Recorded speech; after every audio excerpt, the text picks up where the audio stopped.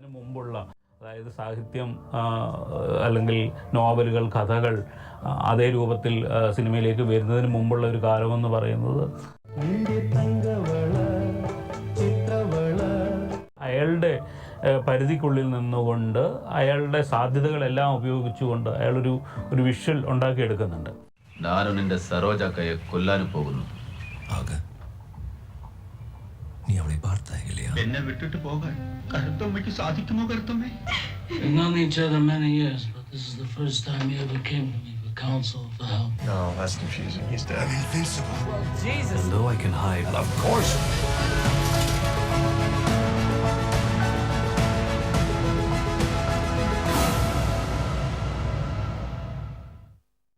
ബെന്യാമിൻ നോവലിസ്റ്റും ചെറുകഥാകൃത്തുമാണ്. അദ്ദേഹത്തിൻ്റെ ഏറെ ആഘോഷിക്കപ്പെട്ട novel Aadujeevitham Penguin Random House പ്രസിദ്ധീകരിച്ച ഗോഡ് ഡേയ്സ് എന്ന പേരിൽ ഇംഗ്ലീഷിലേക്ക് വിവർത്തനം ചെയ്യപ്പെട്ടു. കൂടാതെ മാൻ ഏഷ്യൻ ലിറ്റററി പ്രൈസിനും ദക്ഷിണേന്ത്യൻ സാഹിത്യത്തിനുള്ള DSC പ്രൈസിനും ഷോർട്ട് ലിസ്റ്റ് ചെയ്യപ്പെട്ടു. ആടുജീവിതത്തിൻ്റെ ചലച്ചിത്രാവിഷ്കാരം പുരോഗമിക്കുന്നു. നിരവധി ഇന്ത്യൻ സർവകലാശാലകളിൽ ഈ നോവൽ പാഠ്യപദ്ധതിയായി തിരഞ്ഞെടുത്തിട്ടുണ്ട്. ബ്ലസ്സി ചലച്ചിത്ര സംവിധായകൻ എന്ന നിലയിൽ ശ്രദ്ധേയനായ വ്യക്തിയാണ് ബ്ലസ്സി. കാഴ്ച, തന്മാത്ര, പളുങ്ക്, കൊൽക്കത്ത ന്യൂസ്, ഭ്രമരം, പ്രണയം, കളിമണ്ണ്, ആടുജീവിതം എന്നിവയാണ് അദ്ദേഹം സംവിധാനം ചെയ്ത സിനിമകൾ. മികച്ച സംവിധായകനുള്ള കേരള സംസ്ഥാന ചലച്ചിത്ര പുരസ്കാരമടക്കം നിരവധി അവാർഡുകൾ കരസ്ഥമാക്കിയിട്ടുണ്ട്. ശ്രീ ബ്ലസ്സിക്ക് വേദി 7 മാംഗോയിലേക്ക് സുസ്വാഗതം.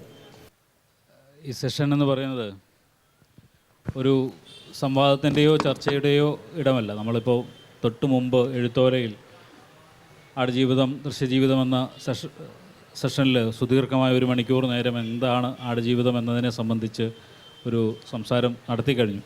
ലിജീഷ് കുമാർ മോഡറേറ്റ് ചെയ്ത് ഞങ്ങൾ രണ്ടുപേരും ഇരുന്നുകൊണ്ട്. ഇവിടെ നമ്മൾ പ്രദർശിപ്പിക്കാൻ പോകുന്നത് ഇന്നോളം ലോക സിനിമയിൽ സാഹിത്യത്തിൽ നിന്ന് സിനിമയിലേക്ക് വന്നിട്ടുള്ള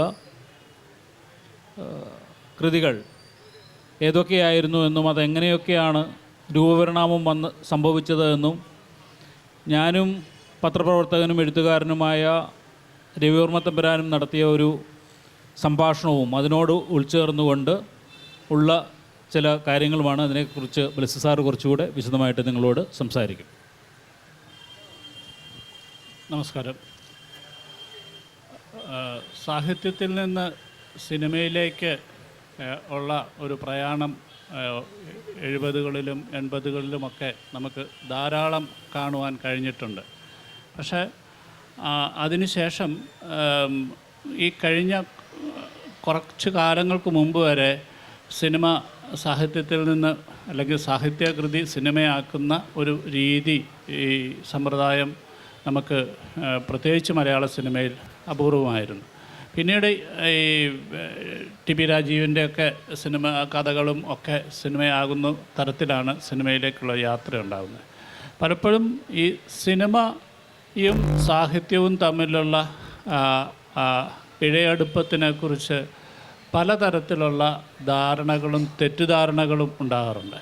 അതുകൊണ്ട് തന്നെ ഞാൻ ഈ കഴിഞ്ഞ സെക്ഷനിൽ പറഞ്ഞത് സിനിമയ്ക്ക് സിനിമയുടേതായിട്ടുള്ള അസ്തിത്വവും സാഹിത്യത്തിന് നിങ്ങളുടെയൊക്കെ മനസ്സിൽ വളർന്ന ബിംബങ്ങളുമാണ് ഉണ്ടാകുക. അപ്പം നിങ്ങൾ കണ്ടിട്ടുള്ള ബിംബങ്ങൾ ആയിരിക്കണമെന്നല്ല നിങ്ങൾ സിനിമയിലൂടെ കാണാൻ സാധിക്കുന്നത്.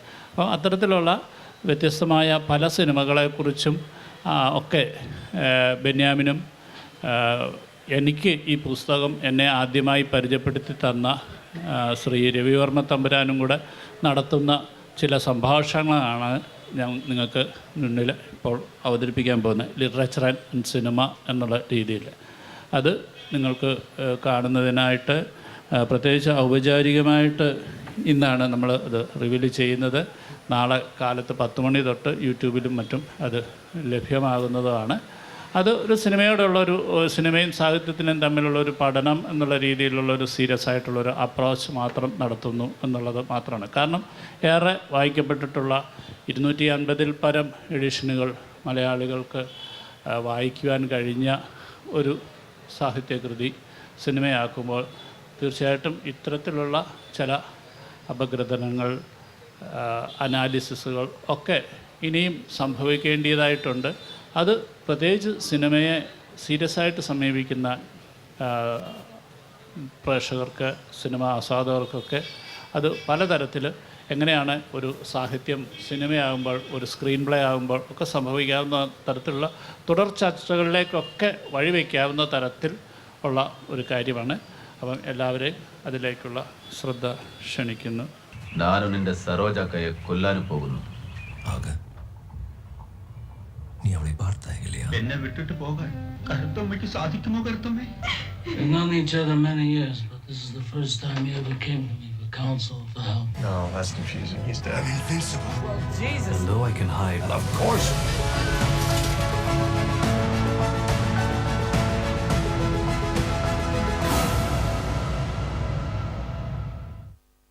ലോകത്ത് സിനിമ ഉണ്ടായ കാലം മുതൽ തന്നെയുള്ള ഒരു ചർച്ചയാണ് സിനിമയും സാഹിത്യവും തമ്മിലുള്ള ബന്ധം എന്താണ് എന്നതിനെ സംബന്ധിച്ച്. അത് പലപ്പോഴും വായനയിൽ നിന്നുണ്ടാകുന്ന ഭാവനയെ തടയുന്നു എന്നുള്ളൊരു വാദം നിലനിൽക്കുമ്പോൾ തന്നെ അങ്ങനെയല്ല, അത് നമ്മുടെ ഭാവനയ്ക്ക് കൂടുതൽ നിറം പകരുകയാണ് നൽകിയിട്ടുള്ളത് എന്നുള്ള മറ്റൊരു വാദവും നിലനിൽക്കുന്നുണ്ട്. നമ്മൾ ലോക സാഹിത്യം, ലോക സിനിമയും പരിശോധിച്ചാൽ നിശ്ചയമായിട്ടും രണ്ടാമത്തെ വാദത്തിനോട് കൂടുതൽ അടുത്ത് നിൽക്കാനാണ് ഞാൻ താല്പര്യപ്പെടുന്നത്. കാരണം വളരെ നാടകീയമായിരുന്ന സിനിമ എന്ന് പറയുന്ന ഒന്നിനെ, അല്ലെങ്കിൽ നാടകത്തിൻ്റെ മറ്റൊരു രൂപം മാത്രമായിരുന്ന സിനിമയെ യഥാർത്ഥത്തിൽ കുറച്ചുകൂടെ ജീവനുള്ളതാക്കി തീർത്തത്, ജീവിതത്തോടടുപ്പിച്ചത്, ക്ലാസിക് രൂപം നൽകിയതൊക്കെ സാഹിത്യ രൂപങ്ങൾ സിനിമയിലേക്ക് വന്നതോടുകൂടിയാണ്, അല്ലെങ്കിൽ സാഹിത്യം സിനിമയിലേക്ക് അഡാപ്റ്റ് ചെയ്ത് തുടങ്ങിയതോടുകൂടിയാണ് എന്നത്. ശലമോന്റെ സോങ് ഓഫ് സോങ്സിൽ പറയുന്ന പോലെ നമുക്ക് ഗ്രാമങ്ങളിൽ ചെന്ന് രാപ്പാർക്കാം. അതികാലത്ത് എഴുന്നേറ്റ് മുന്തിരിത്തോട്ടങ്ങളിൽ പോയി മുന്തിരിവള്ളി തളിർത്ത് പൂവിടുകയും മാതള നാരകം പൂക്കുകയും ചെയ്തുവോ നോക്കാം.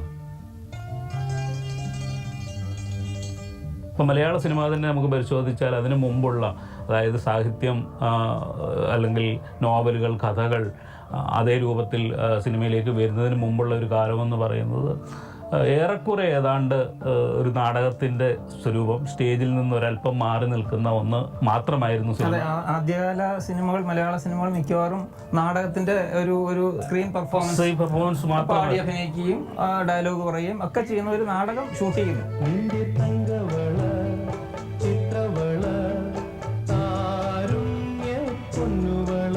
നാടകം എന്നുള്ളതിൻ്റെ സ്ക്രീൻ അവസ്ഥ എന്നുള്ളതിൽ നിന്ന് സിനിമ എന്നുള്ളൊരു കലാരൂപമാക്കി മാറ്റിയതിൽ ക്ലാസിക് നോവലുകൾ മലയാളത്തിൽ സിനിമയാക്കിയത് ഒരു ഘടകമാണ്. പറഞ്ഞു തുടങ്ങുമ്പോൾ ഒരു പക്ഷേ ചെമ്മീനിൽ തന്നെയായിരിക്കും പറയുക എന്ന് എനിക്ക് തോന്നുന്നു.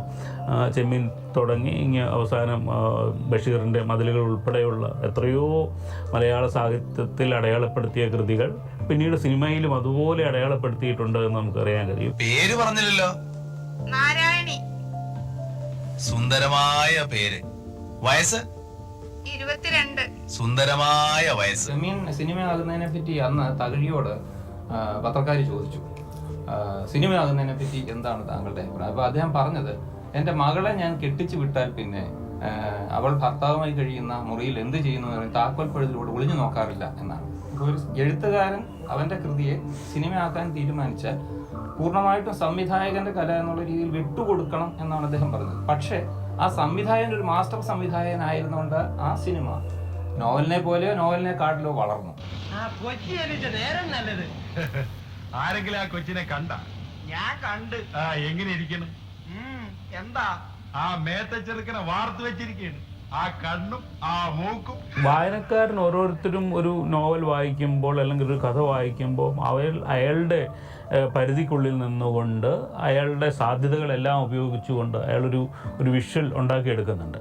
അതിൽ നിന്ന് വ്യത്യസ്തമാണ് സിനിമ എന്നുള്ള ഒരു കാഴ്ചപ്പാട് ഒരു പക്ഷേ അത് നൽകിയിട്ടുണ്ടെന്നാണ് എനിക്ക് തോന്നുന്നത്. അത് നമ്മൾ കാണുന്നതല്ല, സംവിധായകൻ്റേതായ ഒരു ഐഡൻറ്റിറ്റി അതിനകത്തുണ്ടാവുകയും സംവിധായകൻ്റേതായ ഒരു വ്യാഖ്യാനം അതിന് നൽകുകയും അതിനെ നമ്മൾ ഓരോരുത്തരും കണ്ടതിൽ നിന്ന് വ്യത്യസ്തമായ മറ്റൊരു തലത്തിലേക്ക് ഉയർത്തിക്കൊണ്ടുപോയി നമുക്ക് വേറൊരു ദൃശ്യഭാഷ കാണിച്ചു തരികയുമാണ് യഥാർത്ഥത്തിൽ ഈ ചെമ്മീൻ മുതൽ നമ്മൾ ഭാസ്കര പട്ടേൽ വരെയുള്ള കൃതികൾ പരിശോധിച്ച് നമുക്ക് മനസ്സിലാക്കുന്നത്. മനസ്സിലാക്കേണ്ട കാര്യം. ഇപ്പം അടൂരിനെ പോലെ ഒരാൾ സക്കറിയയുടെ ഒരു കൃതിയെടുത്ത് ചെയ്യുമ്പോൾ നമ്മൾ കാണുന്ന വായിച്ച ഒന്നേ അല്ല.